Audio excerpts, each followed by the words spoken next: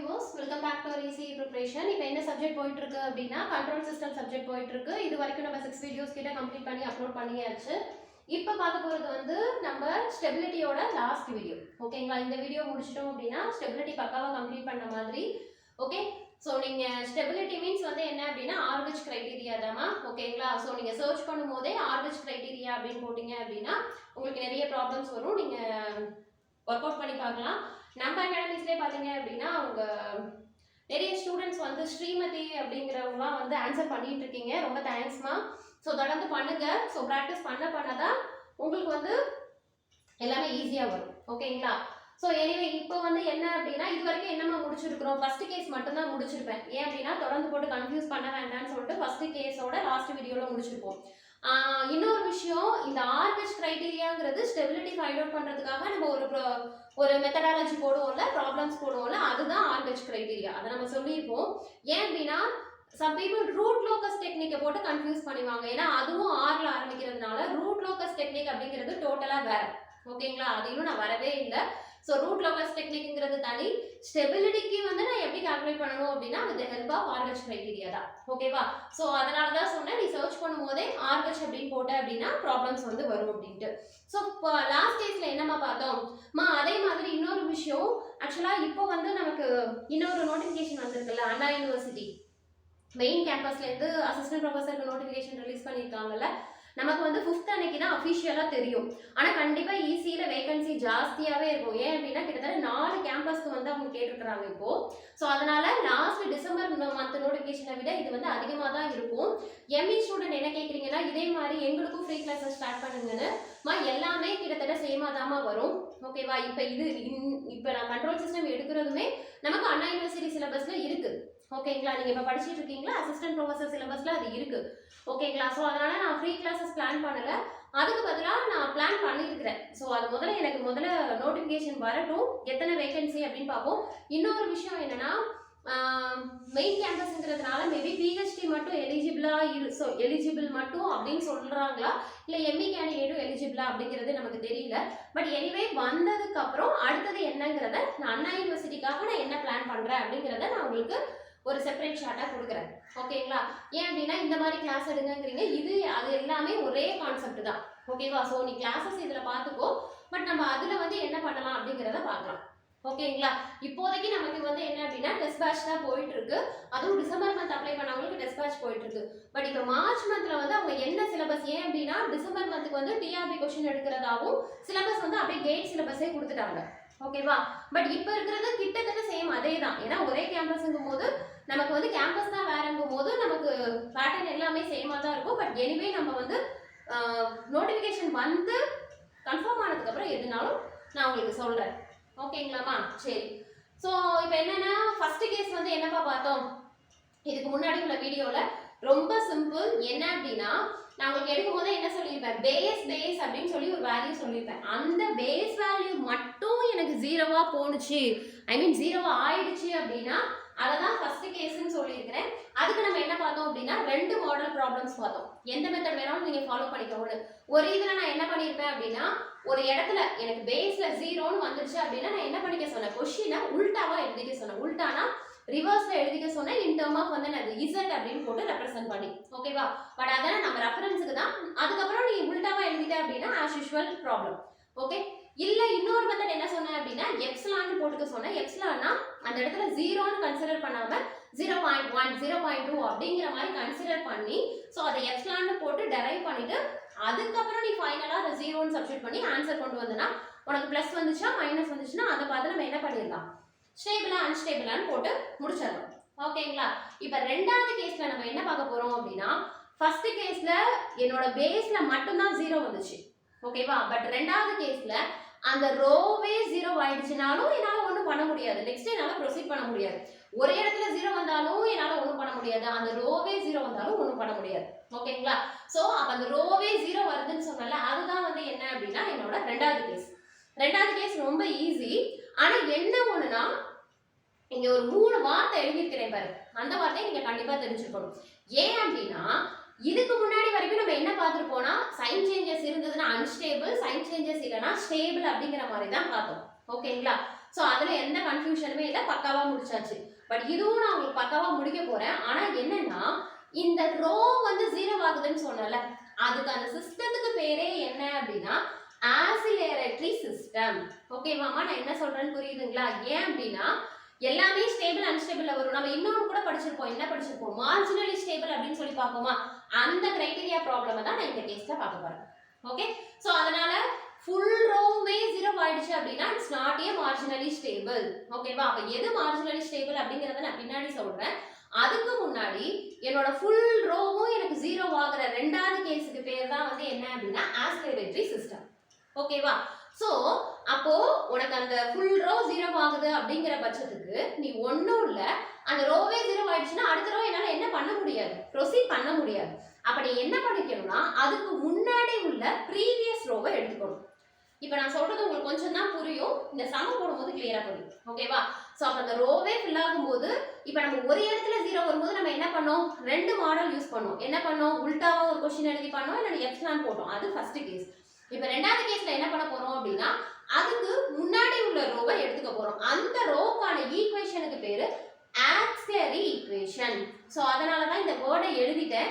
ஏன் அப்படின்னா ரெண்டுமே ஏ ஓன ஆரம்பிக்கிறதுனால கன்ஃபியூஸ் ஆகுங்கிறதுனால இங்க போர்ட்ல மென்ஷன் பண்ணிட்டேன். ஓகேவா, சோ உனக்கு எந்த ரோ 0 ஆகுதோ அதுக்கு ப்ரீவியஸ் ஆன ரோக்கு பேரு ஆக்சிலரி ஈக்குவேஷன். ஓகேவா, சோ அப்ப அந்த ஆக்சிலரி ஈக்குவேஷன்ல இருந்து தான் நீ என்ன பண்ணணும், அடுத்தது அதாவது அடுத்தடுத்ததை நீ ப்ரொசீட் பண்ணணும். ஓகேவா, சரி. அப்ப இது என்ன மேம், ஆசிலேட்டிங் ஃப்ரீக்வன்சினா என்ன மேம் அப்படின்னு கேட்டீங்கன்னா ஒன்றும் இல்லை, நான் ஏற்கனவே என்ன சொல்லிட்டேன், அந்த ரோவே 0 ஆனிச்சுன்னா அதுக்கு பேரு ஆசிலரேட்டரி சிஸ்டம் அப்படின்னு சொல்லணும். ஸோ அப்போ நீ வந்து ஜஸ்ட் வந்து அந்த ரோ 0 ஆயிடுச்சு அதனால இந்த சிஸ்டம் ஆசிலரேட்டரி சிஸ்டம்னா அதோட விட்டுறக்கூடாது. ஏன்னா கொஸ்டின் அதை கேட்க மாட்டாங்க, நீ ஜஸ்ட் தெரிஞ்சுக்கிறதுக்காக தான் அந்த சிஸ்டம் வந்து ஸ்டேபிளும் கிடையாது அன்ஸ்டேபிளும் கிடையாது, அதுக்கு பதிலாக ஆசிலரேட்டரி சிஸ்டம் அப்படின்னு சொன்னேன். அப்போ நீ என்ன பண்ணணும்னா இந்த ஆக்சிலரி ஈக்குவேஷனை வச்சு நீ கண்டுபிடிச்சிட்டு நீ இன்னொன்று என்ன கண்டுபிடிக்கணும் அப்படின்னா ஆசிலேட்டிங் ஃப்ரீக்வன்சி கண்டுபிடிக்கணும். நான் என்ன சொல்றேன்னு புரியுதுங்களாப்பா? ஸோ அப்போ இந்த ஆசிலரி சிஸ்டம்ல வந்து அப்போ ஆசிலரி சிஸ்டம்னா என்னன்னு தெரிஞ்சிருச்சு, ஃபுல் ரோ எனக்கு 0 ஆனிச்சுன்னா அதுக்கு பேர் ஆசிலரி சிஸ்டம். அதுக்கு அண்டர்லயே நமக்கு நிறைய இருக்கும், என்ன இருக்குன்னா ஆசிலரி ஸ்டேபிள் சிஸ்டம் இருக்கும், மார்ஜினலி ஸ்டேபிள் சிஸ்டம் இருக்கும். ஓகேங்களா, ஸோ அது எல்லாமே வந்து என்ன அப்படின்னா அதுக்கப்புறம் என்ன பண்ணுவோம், இந்த ஆக்சிலரி ஈக்குவேஷனை வச்சு நம்ம என்ன பண்ணுவோம், ஃபுல்லா முடிப்போம் தெரியுமா. முடிச்சு இப்போ எனக்கு அங்கே சைன் சேஞ்சஸ் எதுவுமே இல்லை அப்படின்னா அதை நீ வெறுமனே என்ன சொல்லக்கூடாது, ஸ்டேபிள் சிஸ்டம்னு சொல்லக்கூடாது, என்னன்னு சொல்லணும், ஆசிலரி ஸ்டேபிள் சிஸ்டம் அப்படின்னு சொல்லணும். நான் என்ன சொல்றேன்னு புரியுதுங்களாப்பா? அதாவது உனக்கு கொடுத்துருக்கக்கூடிய ப்ராப்ளம்ல ஃபுல் ரோ 0 வந்து ஓகே வந்துடுச்சு அப்படின்னா ஆசிலரி ஈக்குவேஷனை வச்சு நீ கண்டுபிடிச்சு உனக்கு ஆசிலேட்டிங் ஃப்ரீக்வன்சியும் வந்துடுச்சு.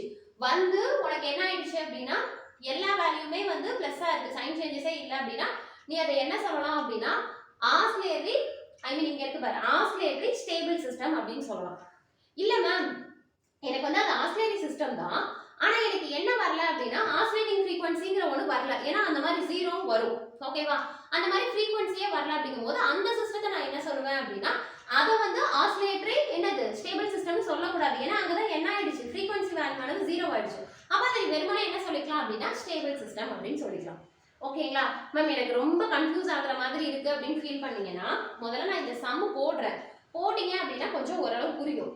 ஓகேவா, இன்னொரு விஷயம் இதெல்லாம் தாண்டி ரொம்ப இம்பார்ட்டன்ட் மார்ஜினலி ஸ்டேபிள் தான். ஓகேவா, சோ அப்ப மார்ஜினலி ஸ்டேபிள் அப்படிங்கிறது ஒண்ணும் கிடையாது, இதே மாதிரி தான் அந்த ரோவானது 0 ஆயிடும். 0 ஆனதுக்கு அப்புறம் நான் என்ன பண்ணுவேன், ஆக்சிலரி ஈக்குவேஷனை எடுத்து டெரைவ் பண்ணுவேன். டெரைவ் பண்ணேன் அப்படின்னா எனக்கு என்ன கிடைக்கும், ஆசிலேட்டிங் ஃப்ரீக்வன்சி ஆனது கிடைக்கும். அப்படி கிடைக்கும் போது எனக்கு அந்த இடத்துல ரூட் வேல்யூ ரிப்பீட்டட் வேல்யூ கிடைச்சது, அது வந்து ரிப்பீட்டட் போல்ஸ் அப்படின்னு சொல்லுவாங்க, இல்லைன்னா ரிப்பீட்டட் ரூட்ஸ் அப்படின்னு சொல்லுவாங்க, ரெண்டுமே ஒண்ணுதான். அந்த மாதிரி கிடைச்சதுன்னா அதுக்கு பேரு மார்ஜினலி ஸ்டேபிள் அப்படின்னு சொல்லுவாங்க. ஓகேங்களா, சோ இது வரைக்கும் சொல்லியிருக்கிறேன், பட் ஆனால் உங்களுக்கு தெளிவா புரியாதுங்கிறது தெரியும். பட் எனவே சம்ஸ் போடும்போது உங்களுக்கு தெளிவா புரியும். ஓகேவா, சரி இதை எப்படி எழுதலாம், எப்போதும் போல s⁴, s³, s² s1 s0, அடுத்து 1 2 6 8 8. ஓகே, இதை சிம்பிளிஃபை பண்ணிக்கலாமா, 1 4. ஓகே, தென் அப்புறம் இதை மல்டிப்ளை பண்ணீங்கன்னா என்ன வரும், 6 - 4 / 1, ஸோ அதனால எனக்கு 2 வரும். தென் அதுக்கப்புறம் 8 - 0, ஏன்னா எனக்கு 0 இருக்கு, / 1, ஸோ எனக்கு என்ன வரும் அப்படின்னா 8 வரும். ஓகேவா, ஸோ இதையுமே மறுபடியும் சிம்பிளிஃபை பண்ணிக்கலாமா? சிம்பிளிஃபை பண்ணா எனக்கு என்ன வரும்? 1 4 வரும். ஓகே, இப்போ நீங்க பாத்தீங்கன்னாலே தெரியும் எனக்கு என்ன ஆயிடும். போர்டு கிளியரா தெரியுதாமா? எனக்கு என்ன ஆயிடுச்சு, அந்த ரோவே வந்து எந்த ரோ, இந்த S1 அப்படிங்கிற டோட்டல் ரோவே எனக்கு என்ன ஆயிடுச்சு அப்படின்னா 0 ஆயிடுச்சு. ஓகேவா? முன்னாடி பார்த்த கேஸ்ல இங்க மட்டும் தான் 0 ஆயிருக்கும். ஓகே, பட் இந்த ரோவே 0 ஆயிடுச்சு. ஓகேவா? சோ அப்ப இத நீ என்ன முதல்ல சொல்லிரணும் அப்படின்னா ஆக்ஸிலரி சிஸ்டம் அப்படின்னு சொல்லிரணும். ஆனா லாஸ்ட்ல தான் உனக்கு தெரியும் இது ஃபுல்ஃபில் ஆகுதா இல்லையா அப்படிட்டு. ஓகேவா? சோ இந்த ரோவே 0 ஆயிடுச்சா, நீ இப்ப என்ன பண்ணணும், இதுக்கு முன்னாடி உள்ள ப்ரீவியஸ் ரோவை எடுத்துக்கணும்னு சொன்னேன். ஓகேவா? ப்ரீவியஸ் ரோ எனக்கு என்ன இருக்கு, 1 4 இருக்கா, அதை நான் என்ன சொன்னேன், நான் ஆக்ஸிலரி ஈக்குவேஷன் சொன்னேன். ஸோ அதை எப்படி எழுதணும் அப்படின்னு பார்த்தீங்கன்னா இங்கே பாருங்களேன், இது எதுல ஆரம்பிக்குது, முதல்ல எனக்கு எஸ் ஸ்கொயர்ல ஆரம்பிக்குது. நல்லா தெரிஞ்சுக்கோங்க, இது வந்து இந்த இடத்துல 0 ஆனதுனால நான் இந்த ரோவை எடுத்துக்கிறேன், அதனால நான் எஸ் ஸ்கொயர். சப்போஸ் இங்கே எனக்கு 0 ஆயிடுச்சுன்னா இந்த ரோவை எடுக்கும்போது நீ என்னன்னு மென்ஷன் பண்ணணும், எஸ் கியூப்னு மென்ஷன் பண்ணணும். அவ்வளோதான். இப்போ பாருங்க, அந்த ஈக்குவேஷனை மென்ஷன் பண்றேன், S square plus 4s equal to 0. புரியுதுங்களா? இதுதான் வந்து என்ன அப்படின்னா ஆக்ஸிலரி ஈக்குவேஷன். ஸோ ஆக்ஸிலரி ஈக்குவேஷன்ங்கிறது புதுசான வானத்திலேருந்து குதிக்கல, உனக்கு எந்த இடத்துல 0 ஆகுதோ அதுக்கு முன்னாடி உள்ள ஈக்குவேஷனுக்கு நேம் தான் ஆக்ஸிலரி ஈக்குவேஷன். ஓகேவா? இந்த ஈக்குவேஷன் எனக்கு எதுக்கு யூஸ் ஆகுதுன்னு சொன்னேன், என்னோட ஆசிலேட்டிங் ஃப்ரீக்வன்சியை கண்டுபிடிக்கிறதுக்கும் யூஸ் ஆகுது, இன்னொன்று இந்த ப்ராப்ளமை ஃபுல்ஃபில் பண்றதுக்கும் யூஸ் ஆகுது. அது எப்படி மேம் அப்படின்னு கேட்டீங்கன்னா ஒன்றும் இல்லைம்மா, இப்போ 0 ஆகுற இடத்த நான் என்ன பண்ணிடணும், ஃபில் பண்ணணும். எதை யூஸ் பண்ணி ஃபில் பண்ண போறேன், இந்த ஆக்ஸிலரி ஈக்குவேஷனை யூஸ் பண்ணி ஃபில் பண்ண போறேன். அப்ப இந்த வேல்யூ அப்படியே தூக்கி போட்டாலும் எனக்கு என்னதான் ஆகும், மறுபடியும் அடுத்த 0 ஆகும். ஸோ அதனால நீ என்ன பண்ணக்கூடாது, அப்படியே எடுத்து போடக்கூடாது. மேம் அப்ப என்ன பண்ணலாம் அப்படின்னு கேட்டீங்கன்னா அதை டிஃபரன்ஷியேட் பண்ணணும். ஆக்சுவலா டிஃபரன்ஷியேட் பண்றதுனால தான் அதை நான் என்ன சொன்னேன் அப்படின்னா ஆக்ஸிலரி ஈக்குவேஷன் அப்படின்னு சொன்னேன் நான். புரியுதுங்களாமா நான் என்ன சொன்னேன்னு? புரியுதுங்களா? ஸோ அப்படி பாத்தீங்க அப்படின்னா இப்போ இதை டிஃபரன்ஷியேட் பண்ணணும். எதை, இந்த ஆக்ஸிலரி ஈக்குவேஷனை நீ டிஃபரன்ஷியேட் பண்ணணும். ஓகேங்களா? ஒரு நிமிஷம் பா, இதோட வேல்யூ எஸ் ஸ்கொயர், இதோட வேல்யூ என்ன வரும், எஸ் ஸ்கொயர். உன்னை விட்டுட்டு தானே நம்ம அடுத்தது இங்க எழுதிருப்போம். சோ அப்ப இங்க என்ன வராது, கான்ஸ்டன்ட் வேல்யூ தான் வரும். இந்த ஈக்குவேஷனை தான் நான் எழுதுறேன். நான் இந்த வேல்யூக்கான ஈக்குவேஷன் எனக்கு என்ன வரும், எஸ் ஸ்கொயர். தென் இந்த 4 அப்படிங்கிறது வந்து என்ன, இங்கே இருந்து வந்தது, ஏன்னா நம்ம ஒரு வேல்யூ விட்டு தானே எழுதுவோம். சோ அதனால 4. சோ இதுதான் என்னோட ஆக்ஸிலரி ஈக்குவேஷன். இத நான் என்ன சொன்னேன், டைரக்டா எழுத கூடாது, டிஃபரன்ஷியேட் பண்ணி எழுதணும். டிஃபரன்ஷியேட் பண்ணா என்னப்பா வரும், 2s. உங்க புக்ல கொடுத்திருப்பாங்க differentiation of auxiliary equation with respect to s. ஏன் மேம் s அப்படினா இங்க s தானே இருக்கு, இங்க s தானே இருக்கு.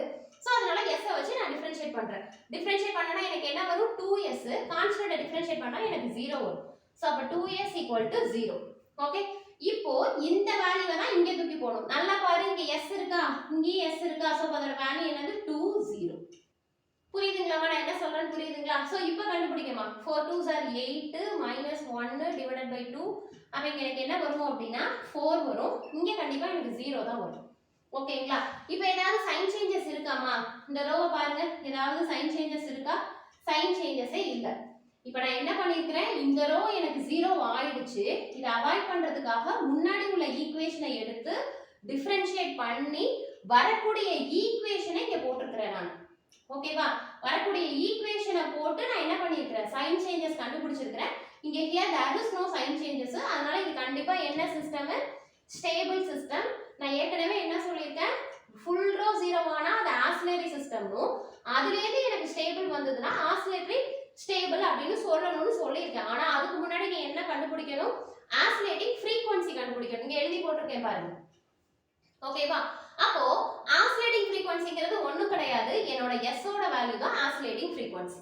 ஓகேவா? அப்படின்னு சொல்லலாம். இல்ல அப்படின்னா அந்த ரூட் வேல்யூ, இந்த ஒரு ஈக்குவேஷன் எழுதுறனால இதோட ரூட்டோட வேல்யூ வந்து எனக்கு என்ன வருது, இப்போ இதோட வேல்யூ எனக்கு என்னப்பா வரும், இங்க இருக்கிற 2 அங்க போனுச்சுனா எனக்கு என்னதான் வரும், 0 தான் வரும். ஓகேவா?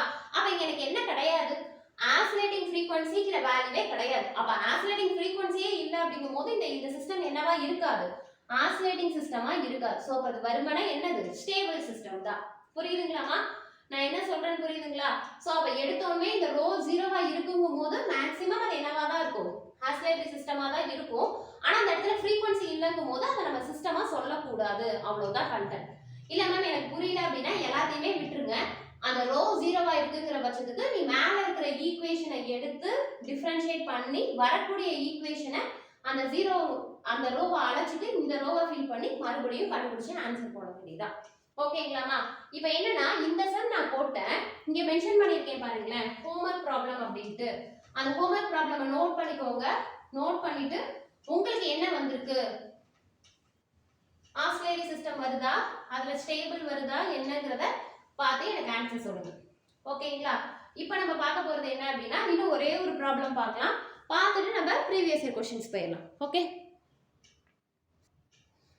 இங்க பாருங்கம்மா, இங்க அடுத்த क्वेश्चन மென்ஷன் பண்ணிட்டேன் பாருங்களேன். இத இப்ப பாருங்க என்ன வரும் எனக்கு, s power 4 s cube s square s s1 s0. s power 4 னா 1 2 11 18 18. ஓகே, சோ அப்ப இந்த வேல்யூ நான் கண்டுபிடிக்கிறேன். என்ன பண்ணுவீங்க, 2 * 11 22 18 டிவைடட் பை 2. அப்ப போட்டீங்கன்னா என்ன வரும், 4/2. சோ அப்ப எனக்கு என்ன வரும் அப்படினா 2 வரும். தென் அதுக்கு அப்புறம் இத வந்து 2 * 18 -0 டிவைடட் பை 2. 2 2 கேன்சல் ஆயிடுச்சுனா எனக்கு 18 வரும். இத நம்ம சிம்பிளிஃபை பண்ணிக்கும் போட்டுக்கலாம். 218 னா எனக்கு என்ன வரும், 1 218 அப்படினா எனக்கு என்ன வரும், 1 9 வருமா?